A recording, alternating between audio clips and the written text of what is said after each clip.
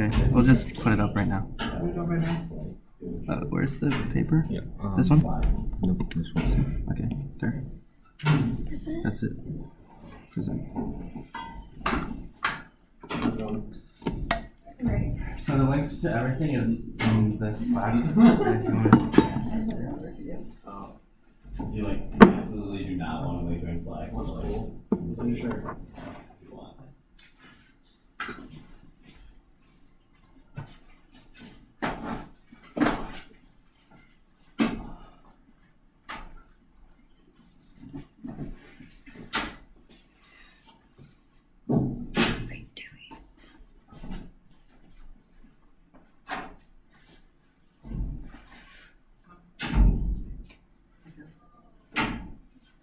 Maybe we'll start around 6:05. Oh, 7:05. So some more minute for everyone to come in and the pizza to hopefully come.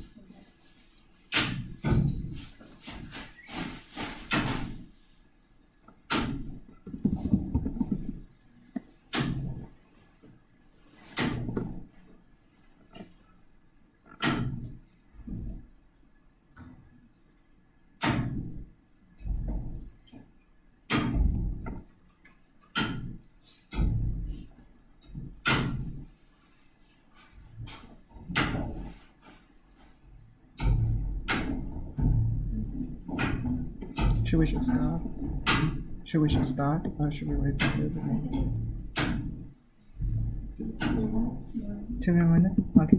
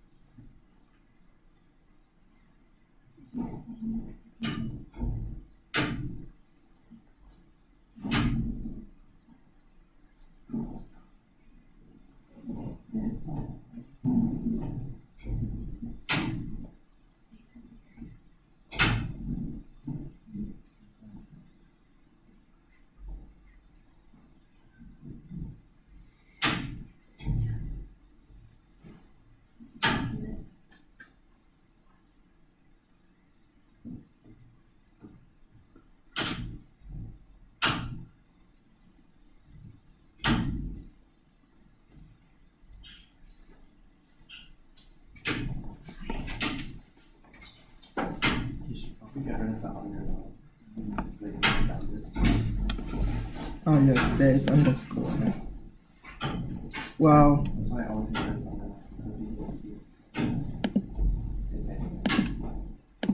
there we go. Actually, the usage of underscore in URL is actually a bad idea, I think. Yeah, it should become okay. Well, I made it, so that's why I'm telling myself. I'm disappointed. Huh? Huh? Kebab case?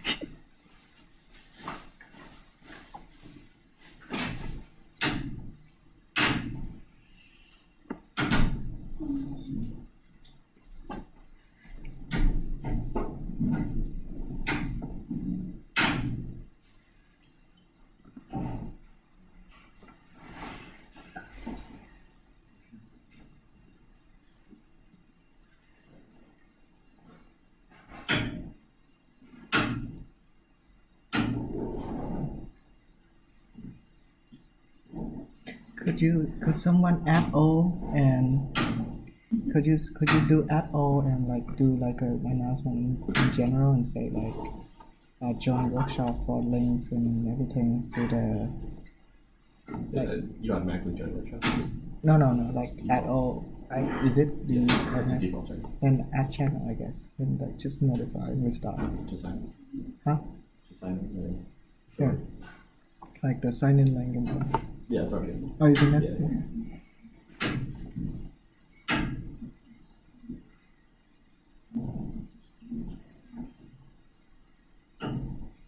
Okay, it's 7:05. Welcome everyone to BUMIC workshop on Intro to Natural Language Processing. I guess if you haven't joined our Slack channel, feel free to join our Slack channel, and there is a sign in link for this workshop, along with all the links for the slides and the notebook we're going to present a little bit later on in the workshop. So this workshop is presented by me, Duy, Jennifer, and Holly. And so first we will watch something. Spoil. In a future with mass unemployment, Oh, missing the fun part. young people are forced to sell blood. It's something I can do. You should see the boy and shut up. I was the one who was going to be 100 years old. I saw him again. The way you were sent to me. That was a big, honest idea. Can everyone hear? I am not a bright light. So the clip that you watch for a very short part, and it's named Sunspring, and it's a short movie starring the Silicon Valley guy. And so this related to our workshop today because no human actually write this script. A group I think Ars Technica. They feed an LSTM a bunch of sci-fi screenplay and ask the model to generate the script basically from thin air, and they hire some actor to act in it, and it's really weird. And you're welcome to see more of the actual script that the LSTM produced, and also the article that Ars Technica written about it. And with that, we'll move into not more of that, natural language processing.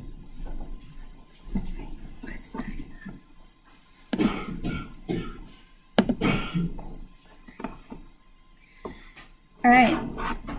So what is natural language processing? So natural language processing has many different names, such as like speech and language processing, human language technology, computational linguistics, and speech recognition and synthesis.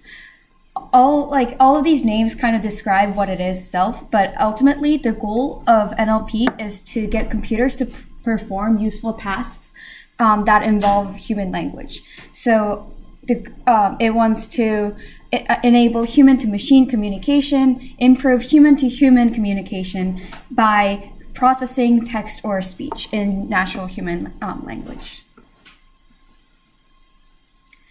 NLP might sound really easy because we all speak one language or another to communicate with each other, but it's really hard for the computers to process the natural language. And the reason for that is because ambiguity in human language is very pervasive. For example, we have non-standard English where we have a certain diction that's not standard, segmentation issue where computers can't tell where to break up the words due to hyphen or space, idioms where certain words don't necessarily mean something and it implies another. Slang words or compound words are very common these days. And there are many more examples of that. So this kind of shows that NLP requires not only the knowledge in human language, but also the norms of the world. And it is important to combine these two sources of knowledge to create an advanced technique to process them. So let's delve into a bit of history of NLP to understand how it was developed. So phase one of NLP is when it all began. So it was the late 1940s to the late 1960s. So this is when they started to look into how languages can be processed through machines. So the first thing that was very popular is called machine translation, MT.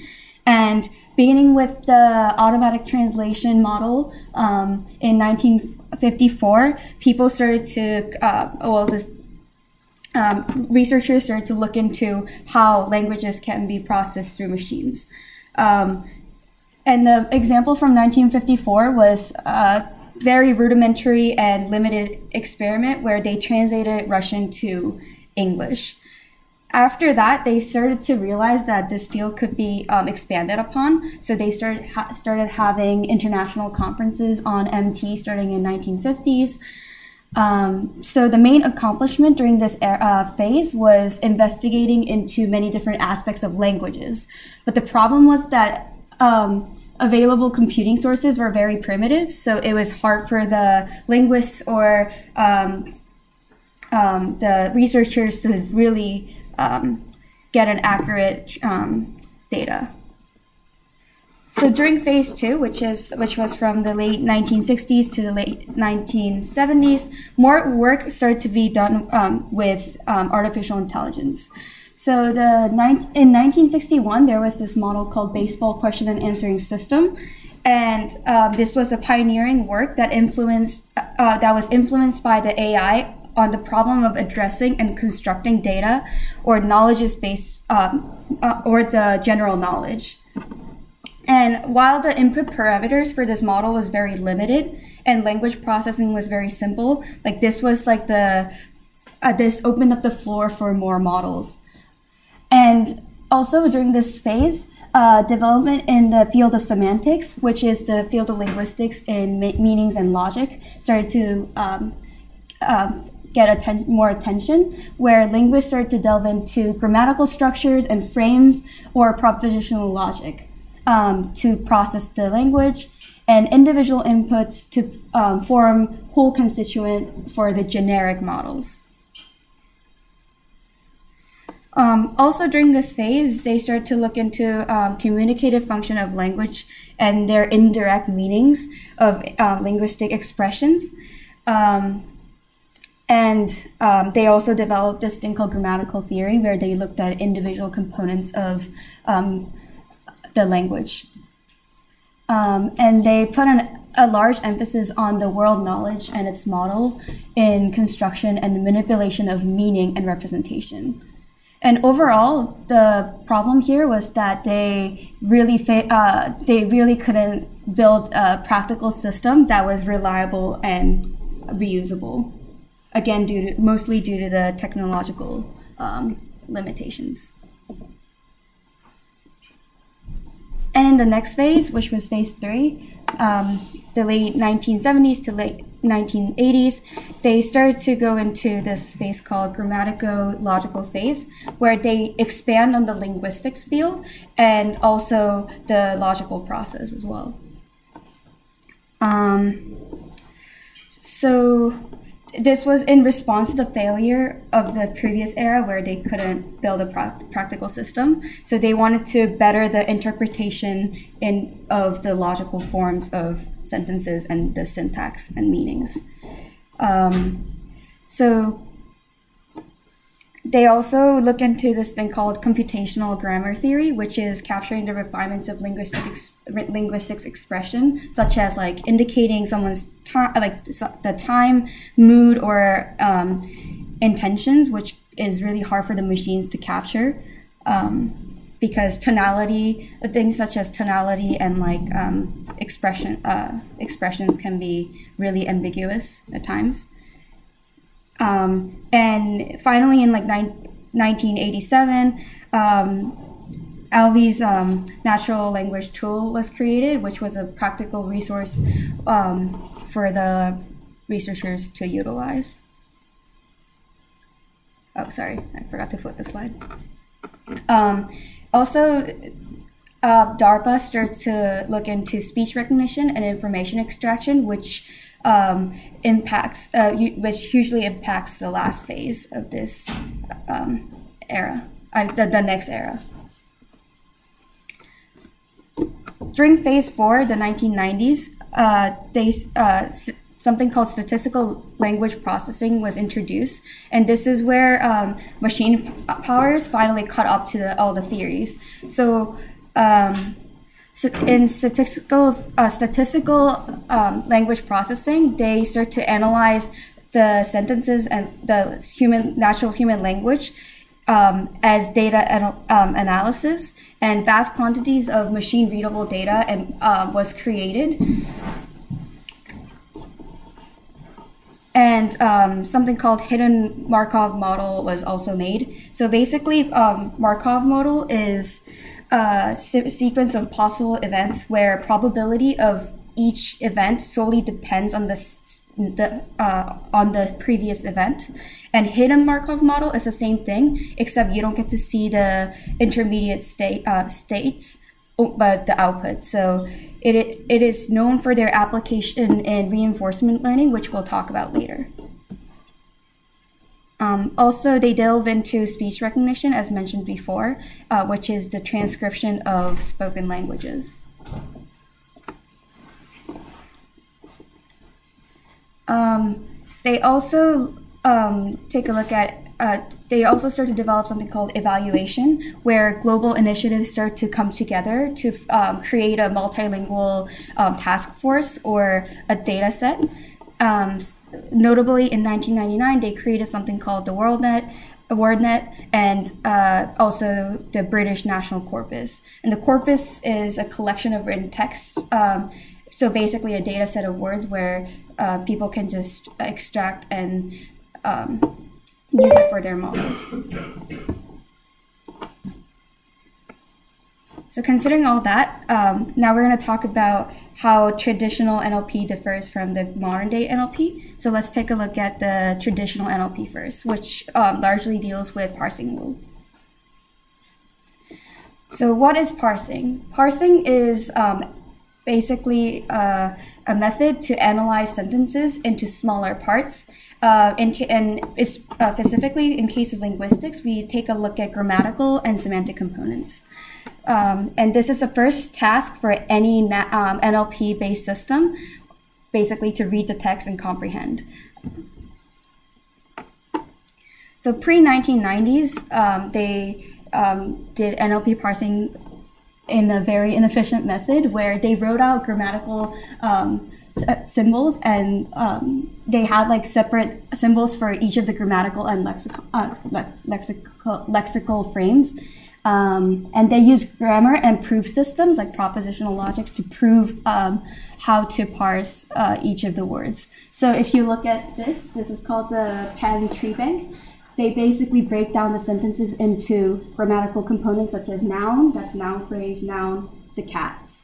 And then VP is verb phrase, and then they can further break it down into smaller components until they can construct an entire sentence in this manner, which again is very, very inefficient because for each of the sentences that they take in from the natural language data, they would have to do this. And also, again, just like mentioned before, there could be an ambiguity where the way you structure the word can generate different meaning. So each of the sentences could have different variants of its semantics, goal meanings. Yes. Can you reconstruct the original sentence from the scratch? What do you mean? Like if you crossed out the words, can I just reconstruct the word? Like how do you know what to do? Or can you know? the original content you read So you're going like this. You So write cat cat scratch. scratch people with cats with claws.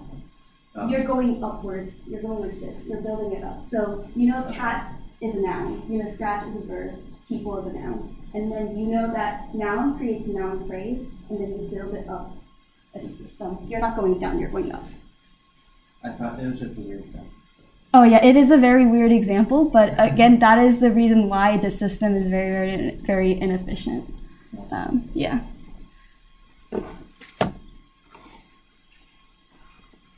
And then the linguists created another system of parsing called textual analogy parsing (TAP). And basically, what this is if you look here, they tag the different. They tag the words and they associate them with similar meanings or similar relations to create a visual. So rather than having to build that model, they're just simply tagging similar components and grouping them together to comprehend the overall meaning of it. And then finally, during the classical NLP phase, they came up with something called statistical NLP, where large sets of data was established, and these data were very well established and reputable because a lot of the international organizations came together to create the data set.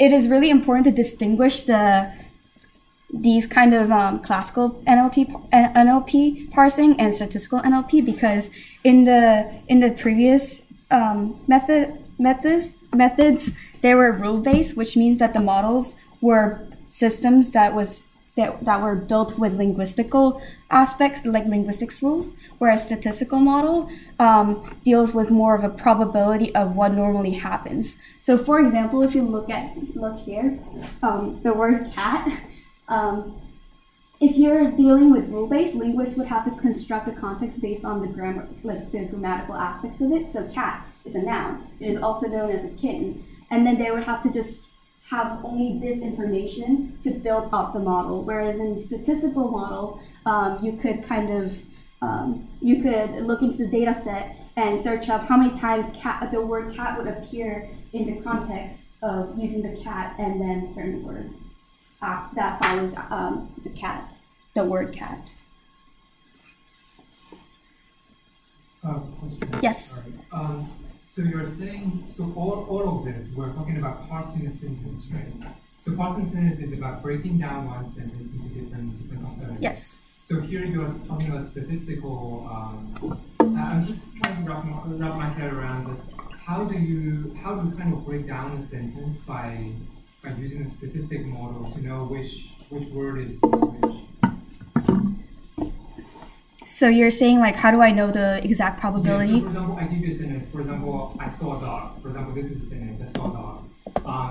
How do you kind of test if there's a word cat in there, and how do you build a model? So you would start with like having a corpus of like a lot of I'm pulling it up. Right, and so we were talking about two approaches in how you parse it. So in the rule-based approach, you construct a grammar, and for example, I saw a dog. Then you would have like now combined with verb, something like that. Right. So you can break down Yeah, I as yeah. a noun, you can solve as a verb. That part is clear. Right. Yes. So and so for example, like if you have a statistical approach, you would basically run it. You would have a corpus, and you would look at all of the words, for example, all of the dogs in all the words that has a token DOG in your corpus, and see what is appearing in front of it, what is appearing behind it, and you can get a sense of like what's the context that this word. We don't know is a noun or adjective or something, but we know that it appears in this certain context. So this is the corpus of contemporary American English, which is a data set of commonly used words. And in this data set, it says when I type in the word cat, the frequency of this word appearing in the English diction is 21,994. So if I click on the word cat now, you can see all the words that include cats. So basically what statistical model is doing is we take this word cat, all of them that are in the middle, look at the word on the left, look at the word on the right, process it, and then kind of can give you an example of like, oh, the word and is commonly used before cat, or the article or the is commonly used before the cat, something like that. So basically you are saying if you give me a sentence and I saw the word and, then I will know the word cat that follows will have a certain probability. Yeah, basically. I mean, not necessarily, but like you would have to give a context to it. Okay, yeah, which is the yeah. And from that, you can categorize like all of these are noun because it has certain kind of word that always like goes with it. So basically, the data set is allowing you to make a prediction based on the existing human language data. Yeah. Yep. So going into the So going into the modern era, we start to integrate deep learning. So this is why we are giving this talk in MIC. So we integrate deep learning into NLP models. So in 1960s, there was this chatbot called Eliza, and Eliza was basically a very primitive very primitive, I guess, assistant. So basically, here is a dialogue, and I transcribed it. So a person told Eliza, "I'm depressed all the time." Eliza says, "I'm sorry to hear that. You're depressed." Person says, "It's true, I am unhappy." And then Eliza again says, "Can you explain what made you unhappy?" So while it seems very smart, and like Eliza apparently doesn't like make people feel better because it's kind of like talking you through your problems and stuff, but if you look at it carefully, it's basically just saying, "I am sorry to hear that," and then inserting what the person said. And then, "It is true that I am unhappy," comes here. "Can you explain what made you unhappy?" So this is called pattern matching. So Eliza isn't really necessarily thinking about what you've said before or comprehending the meanings of your sentences, but rather just matching certain words from your sentence to fit its speech pattern. Whereas if nowadays we all know that AI assistants exist, like you have Siri, Cortana, etc. in on your phone and laptops. Dewey will talk about that later during his presentation. And Google, this is the Google Assistant, and it is smart enough to let you know, like if you give a command like, "Okay, Google, start Rush," like how does it know what Rush is? Because it knows what it is, because it fully comprehends what your word means. So that is the main difference between the traditional and modern day natural language processing. And now Pauli will talk about how deep learning is integrated into NLP. Hi. So before we start, this deep learning in NLP is basically just an introduction to some basic module in NLP, and this will not include many math. And first, before we start, let's take a look at the notion word embedding. So the basic idea of word embedding is to map words or phrases to vectors of a real number. So how can a vector denote the meaning of a word? As the first said, you shall know a word by the company it keeps.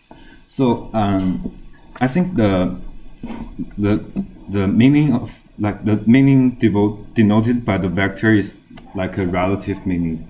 So it's relative to each other, like walking and walked. Those words will have a similar vector when you're denoting them using a vector. So word to vec. This is like a basic module you use to produce word embedding. And the basic idea of the word to vec is to predict between every word and its context words. And there are two algorithms usually used in the word to vec. The first is gap grams. Second is continuous back of words. So the first one is like you're giving the algorithm a word, and the algorithm will finally predict the word surrounding this center word. We'll take a look at the first algorithm. So the Skype-gram. So the W of T here is the input that you are giving to this algorithm, which is the center word. And at this part, T plus 2 to WT minus 2 is like the surrounding word of the W of T. So 2 is, in this case, is the window size. And from T plus 2 to T minus 2 is the prediction range of the center word. And there are examples following. So first, let's go through this. Like in a whole word-to-vec process, you will first take like a sources, sentence, or context, and go through each word of the whole corpus, and then predicting surrounding words of each word, like the diagram, the graph shows above. And then use softmax function to turn numbers into a probability distribution.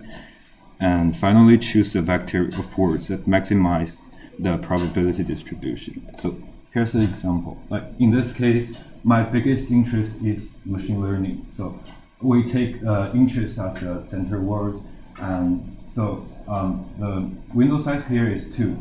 So the W of minus 2 is my, minus 1 is biggest. It is a machine. So in this case,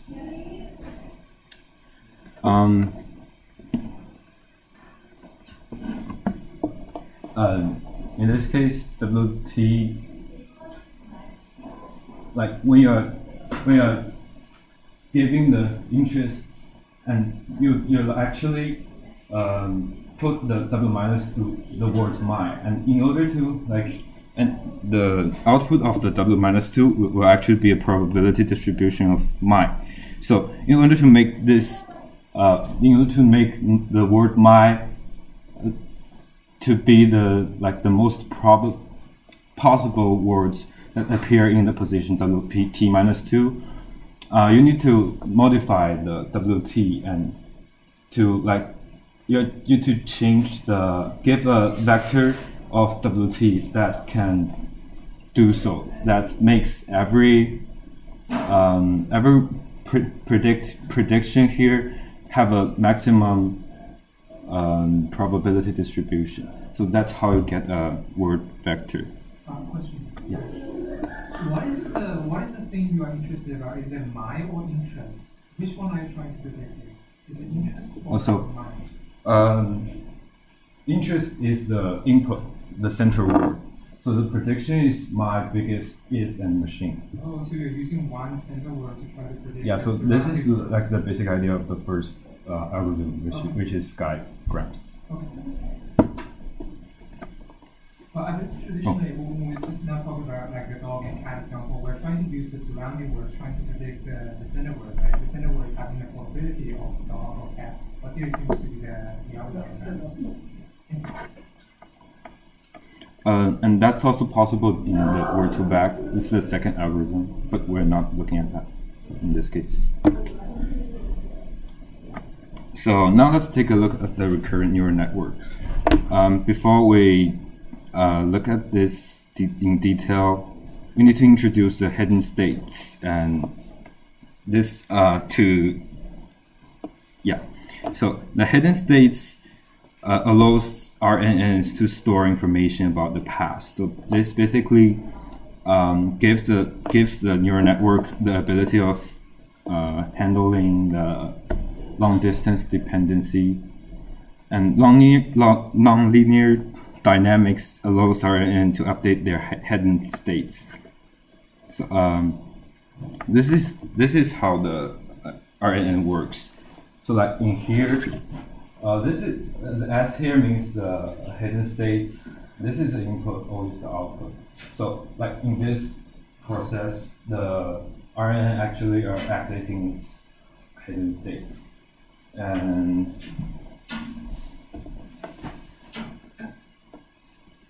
yeah, so through this process, like for example, in here, you're taking the word at the position t to this to this module, and you'll take an st minus 1 as another input. So st minus 1 here means like the information before the word st. So like my biggest interest is machine learning. For example, if this is interest, then the st minus 1 could be my biggest. Yeah, right. So, and then your output here is a probability of xt, and you're updating your hidden states and pass it to the next time step.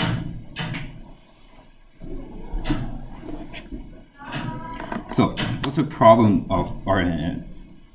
It's called a vanishing exploding gradients problem. As it goes through all this process, it will try to send an error signal many times steps into the past. Signal will get too weak or too strong. So to address this problem, we'll introduce a long short-term memory. So in the LSTM module, we introduce a new input here called cell states. What cell states basically do is to allow information to flow through the on-chain, to flow through the module unchanged. And in this case, like in this module, LSTM can actually modify the cell states as it's needed. But if we're just using a naive RNN module, the vanishing exploding problem will exist. Wait, so going back to the original RNN diagram, just so in case no one's confused, I think you misstated something. The S is the previous hidden state, not the previous input, and the input X is at the bottom of that input. So that's your sentence. Those could be words or characters. And essentially, what the RNN is the normal feed-forward network, but you have this additional hidden state. And so you can think of this as an encoding of previous inputs, like conditional probability. You can look at it that way. And you're combining those previous steps with the current stuff. And each of these matrices here, the W and U, are individual matrices. You're taking some kind of weighing of a linear combination of the previous encoding and combining it with the current time step. That's why they intersect here at each of these circles in the middle. And then you multiply by some D. So you can think of it as like the decoding step from the same space. So what exactly is an ST? Yeah, so that's just representing the state at the current time. It's an encoding. So you can think of it as you take your word machine, whatever that is, and you're projecting it into some kind of dimensional space, and then you're combining it with the previous step. So whatever happened in like whatever the other words are. A good way to think of RNNs is like conditional probability. So you have like your probability of x n conditioned on x n minus 1 all the way to x1. So you can think of that as t minus 1 as encoding of all the inputs from time step 1 all the way to the previous time step. And then this current time step, this current ST, is a combination of the current word plus the previous encodings. So it's an exact equation. ST equals S of t minus 1 times W plus. Yeah, so X, sorry, I wasn't going to move all that, but yeah, so XT times U, that's correct, and then ST minus 1 times W, and then you just add them together. And then if you want an output for this particular, this OT, so if you want to say, like, depending on what your task is, like if you want to say, like, predict the current, like, the next word, or whatever you're trying to do for this particular sentiment analysis, predict some kind of binary sentiment or whatever, then you would then decode this ST vector to question. why is it called a hidden state? What is hidden and what is manifested? Yeah. So this is like I guess neural network terminology in the sense that you observe your input vector and then you can see it going through this input layer, so this linear combination. But through these other intermediate layers, they are transformed through some other latent dimension. So you don't really observe these particular layers, so they have like some kind of direct semantic meaning for you. So it's just. So if I understand you correctly, we have an input layer and we have an output layer. Yeah. And whatever is in between is all called hidden state. So Exactly. there's no differentiation between so-called hidden state or manifest state, even within the neural network. Yeah, they're all just vector. Okay, gotcha. So the stages of LSTM. First, you take the C-1, which is the cell states that last time step past to the current time step. And the input here, HT-1 is the hidden state, XT is the T words, right? And you modify this two input here, and you get 4 values. The first D of F. F stands for forgot. So this is like a controller of this circle here. It's called a forgot gate, and you pass CT-1 to this forgot gate, and you modify that and pass it to here. And the I is for input. So this is just like this. It's a controller, like a controller of this gate, which is input gate. And you pass D as the input to here and modify it to determine which part of the you want that to remain, and plus that to the modified CT-1. And this is the cell states of you will be passed to the next time step. And as you can see, this is actually a small modification. So C is actually changing slowly with respect to the H here. And yeah, O is for output. So this is like the output gate, and YT is also a probability of XT. And yeah, there's also a HT for the hidden layer has to next step. So other problem, although the LSTM can address the previous problem, there's also other problems existing in the RNN module.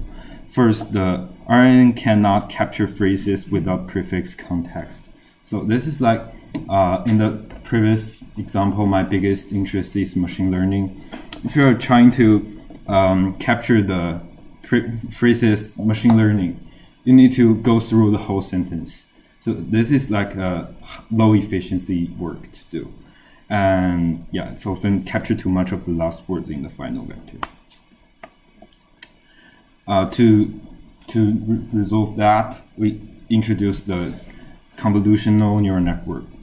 So the basic idea of this, the first layer of CNN, is to compute the vectors for every possible phrases, even if it's meaningless. So regardless of whether the phrases is grammatical, and finally group them afterwards. So here's the example. You break the sentence into like a small phrases of words, and it doesn't necessarily to have an actual meaning, but you just break them because it's easy to compute. And yeah, so the efficiency of CNN is it's having inability to module a long distance dependency, which the LSTM and RNN can do better. But well, there have but to address the problem to resolve the problem of both CNNs and RNNs, we introduce a new module which is transformer. We're not talking about this transformer.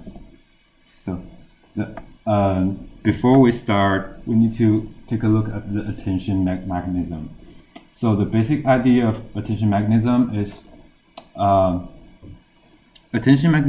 a trick that enables NLP modules to pay attention to relative important information in a source's context. So how did this mechanism do this? Is by weight each word. For example, in here, I arrived at the bank after crossing the river. So when you're trying to translating the word bank here, you don't know what that means, because bank can be like a shore or a real bank, right? So, but when you're translating the word bank, the attention score of the word river is like being very important. So you're actually paying attention to the word river. Thus, you get the meaning of the word bank when you're translating that. And here's something to be noticed, that attention mechanism is more of a trick rather than a complete module. So you can't use the attention mechanism alone. Like, you need to use this with a module. Yeah. I'm trying to kind of wrap my mind around what we've seen so far. You've discussed CNN, RNN, LSTM. I'm struggling to understand how to relate to word2vec. Is that one more algorithm of the no, word2vec is like a way of producing make the actually words, denote the meaning of the words in by using a vector. So when you're using those modules, basically the input is a vector. So word2vec is a separate approach than RNN. Yeah, you can see that. So let me try to make sure I understand. So word2vec, like you have a word and you transform them into a vector, and then you talked about, I think, CNN for maybe transforming phrase into vectors. Like what's in which case you use what method? I'm struggling to understand that. You still use word2vec to generate the vectors. And then once you have the vectors, like the vectors will have some meaning, but they themselves won't really represent the meaning of the whole sentence. So that's why you use another layer of a model to feed in a bunch of different vectors and use that to predict whatever kind of task you're doing.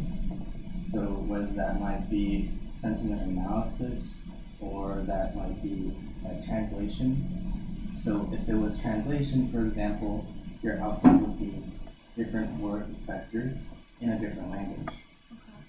So it would be basically mapping vectors to vectors. So word2vec is the first step before using those neural nets. Yeah, so an important point about why we use word2vec in the first place is that words are discrete units, right? And so I think maybe this point was not mentioned, but typically way before internet, when people were trying to do statistical models, you'd maybe have a vocabulary of words, and so you have 100 trillion, which represent one particular dictionary. So you have you have 100 words in the dictionary, and you want to model one particular word. Each row in the vector will represent a unique word. Right? So 0 represents A, 1 represents A, something like that, and all the way to Z. And so these are really sparse. And there's not a lot of information in particular type of vector, because there's only one universal zeros.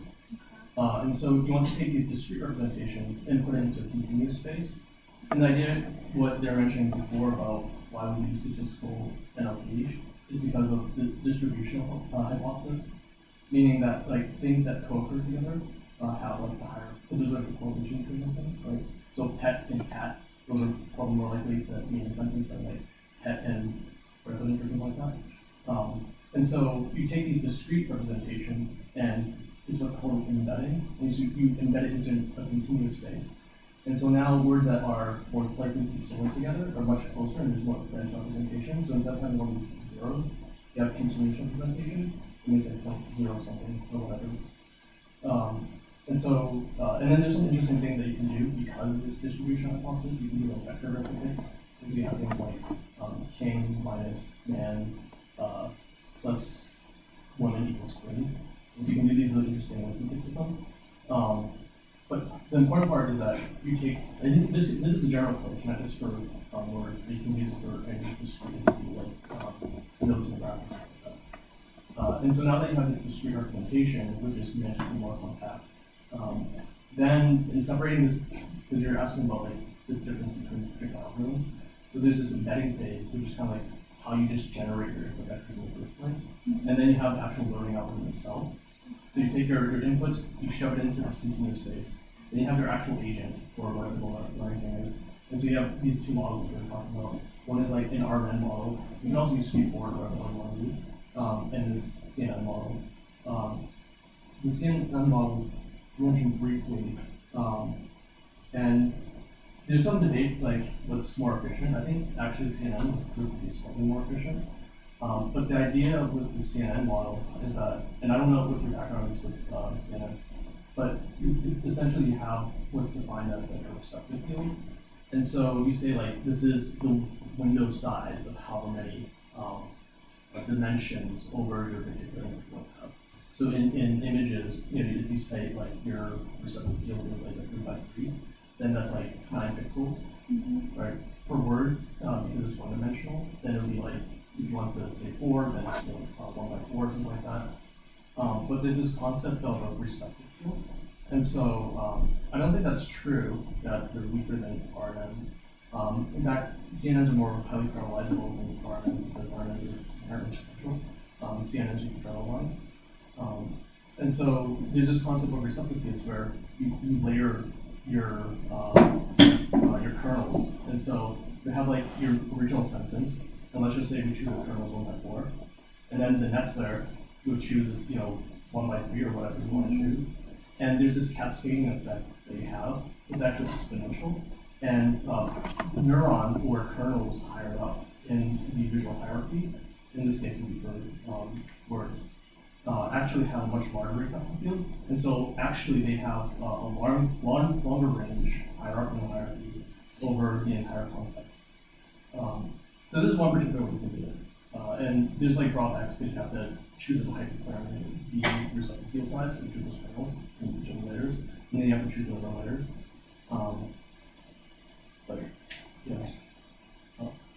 Yeah. But I don't know if that helps. I think you answered my question. Yeah. So let's visualizing the attention mechanism here. So first you note each Chinese character above by E0, 1, 2, 3, 4, 5, 6. And like for the first word here in the decoder, like E0, you get the knowledge. So the first 2 characters means knowledge. So it's when it's translating, it knows that these 2 words are should be like paid more attention. So there's like a very strong line, and there's like a line.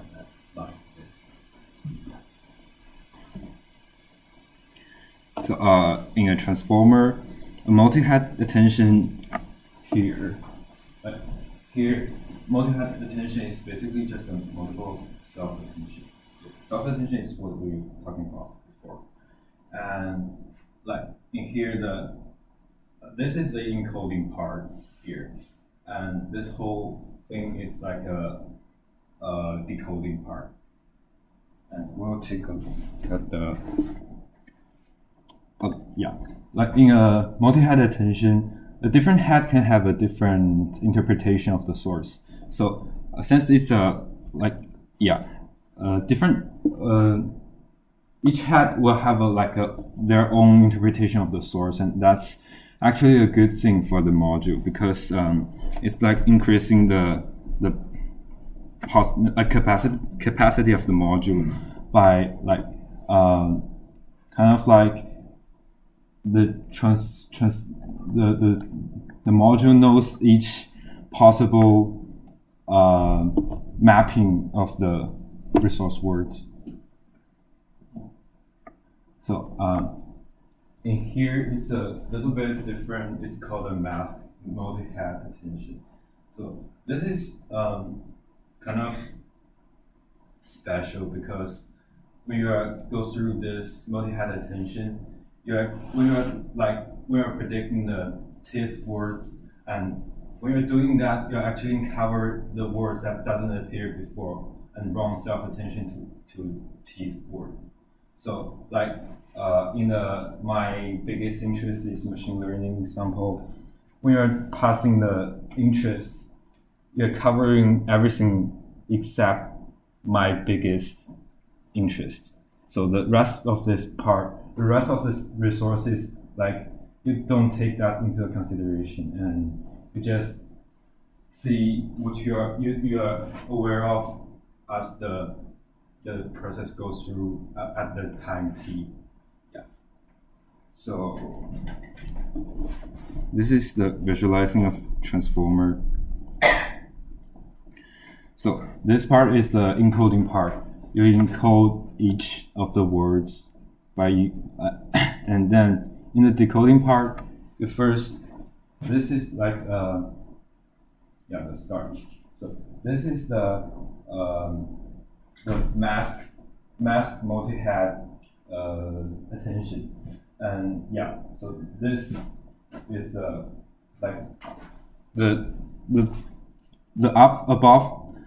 upper section is like this part of this diagram, and the down part is like the right part of the diagram. Yeah. So let's get into the application of this. Yeah. Could you go back to where you talk about multi-head? So what I understand multi-head is that when, for example, in the 知识 case, right? So when you recognize the 知 word, then you kind of know the 识 that follows. Basically, that means the knowledge. Is that what you're saying? The machine learning is basically recognizing those keywords that hasn't appeared yet in a sense. Sorry, can you repeat that? Sorry. So for example, in this case, we have the 知识 there, right? The knowledge there. Right. The first two words. Yeah. Is the multi-head what the multi-head is doing is when this is a self-attention. Sorry, this is a self-attention mechanism. So this is not a multi-head. Multi-head is something like a multiple of this. So this is just one single attention mechanism here. Okay. Yeah. So then what is multi-head? Like multi-head is like for example a couple of like a multiple number of this. Like your input the Chinese character about multiple times, and you do this for every time, and for every time maybe they have a different attention. So the multi-head attention mechanism basically lists all those possible interpretation. Okay. So we'll basically try this whole thing on multiple modules. Yeah, right. And then on each module, basically they will do a trial on what are some keywords in that. Yeah, basically. Okay. So application. So I guess we have seen all the theory underneath natural language processing, and we should go into a little bit of what is an actual like real life implication and application that we see of natural language processing that we see in the real world. So the big one that actually like compose like everything that we see in natural language processing is, I would think of, is a virtual assistant. So every company under the sun right now is like actually developing like assistants. So like Siri, Cortana, I think that's Alexa, and those circle down there is Google Assistant, and then Bixby. Apparently, like the motif is like circle. Everyone wants to be HAL 9000, for example. And so like there's two main part of virtual assistant. There is the speech recognition, synthesis, and conversational agent that actually like understand your intention and carry out your intent. And so the first part is the speech recognition synthesis. So traditionally, ISR is done through matching the spectrogram, so the speech input, with basically a dictionary of sound. So basically, like if you say, like if you measure that wave, waveform, and it will be matched to a certain word or something like that. But nowadays, a better performance is done using by running the spectrogram through CNN and consider it's more like a picture. So and that has been shown to improve in qualities. Is now like so. For example, the pictures there is Google WaveNet, which used for synthesis, but and it's getting more and more fluent in human-like ability. So that was pretty nice. And the conversational agent part. So early days. So Jennifer talked about the chatbot like Eliza. Eliza is basically pattern matching, and basically it wasn't very smart, to be honest. But now, like deep learning allows us to build actually smart agent, but like there are a lot of there's a lot of danger that lurking. For example, like the avatar in the corner, if anyone knows this incident, is Microsoft Tay bot, where Microsoft released this Twitter bot who's supposed to learn from the input of the people around Twitter. Problem is Twitter is full of 4chaner and Redditor. So within 24 hours, Tay become a racist Nazi, and so like, and Eliza wasn't very smart either, I think.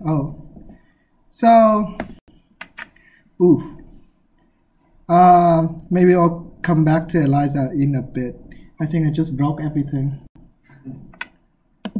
Come back.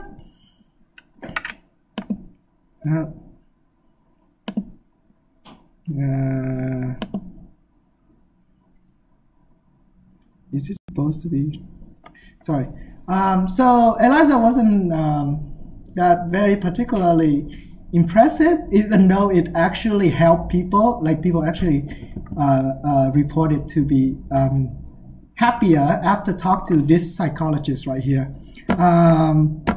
And also, lastly, I think, and the big one has been one of the core of NLP from the beginning is machine translation. So originally, Google Translation, when they launched, they used mostly statistical machine learning translation. So basically, they had a parallel corpus of phrases in parallel language. So for example, English and French, for example, and basically they use that to statistically translate from one language to the other.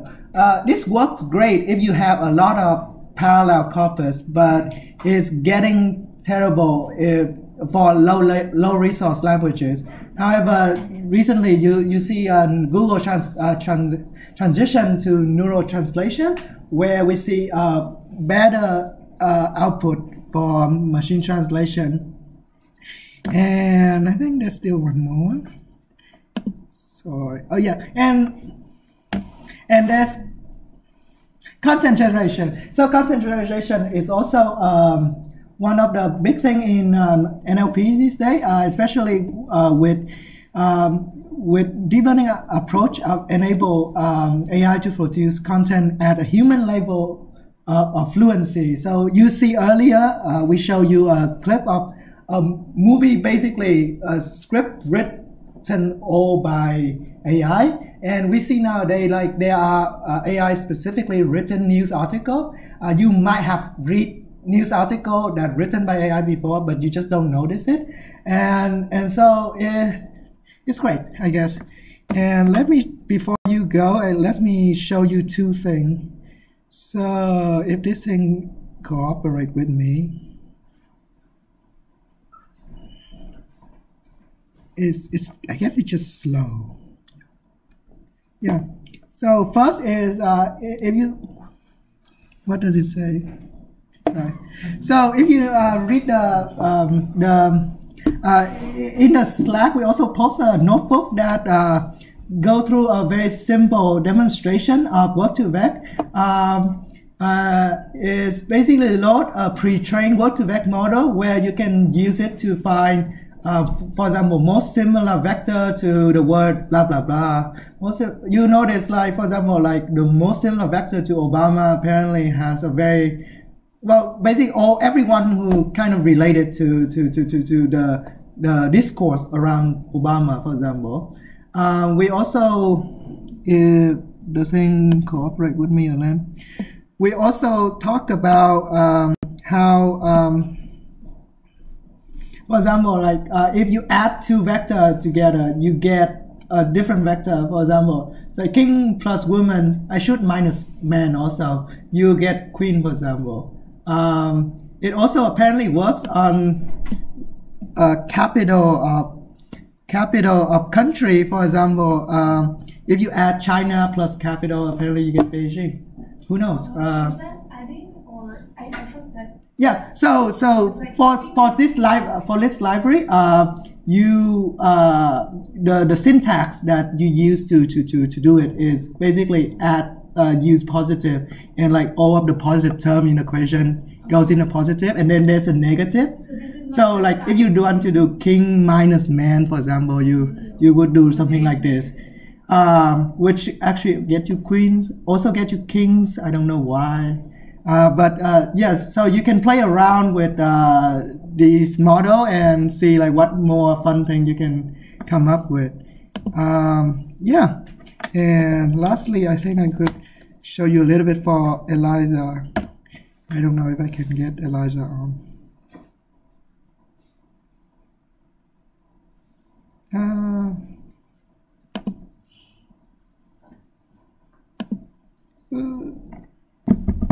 Yes.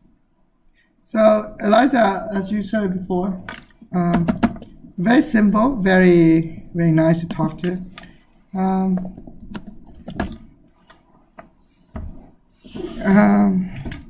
It's basically pattern match on what you type in. So like, I'm happy.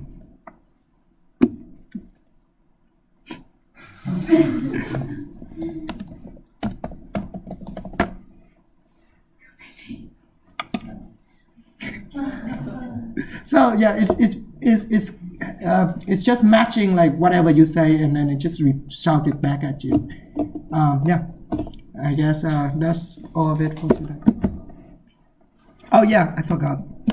And come to our next meeting, upcoming event, Society MML next week, and yes, that's it.